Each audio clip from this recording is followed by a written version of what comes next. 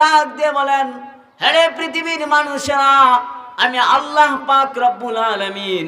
আমার বন্ধু মুহাম্মদুর রাসূলুল্লাহ সাল্লাল্লাহু আলাইহি ওয়াসাল্লামের মধ্যে রয়েছে তোমাদের জন্য উত্তম আদর্শ। লিমান কানা ইয়ারজুল্লাহ, যে ব্যক্তি ওয়াল ইয়াউমাল আখিরা, যে ব্যক্তি মহান আল্লাহ তাআলাকে ভয় করে এবং আখিরাতকে ভয় করে, ওয়া যাকারাল্লাহ কাসীরা, এবং আল্লাহ তাআলার নাম বেশি বেশি করে স্মরণ করে, আল্লাহ পাক রব্বুল আলামিন ডাক দিয়ে বলেন, হে দুনিয়ার মানুষেরা, তাদের জন্য রয়েছে, তোমাদের জন্য রয়েছে আমার বন্ধু মুহাম্মদুর রাসূলুল্লাহ সাল্লাল্লাহু আলাইহি ওয়াসাল্লামের মধ্যে উত্তম আদর্শ।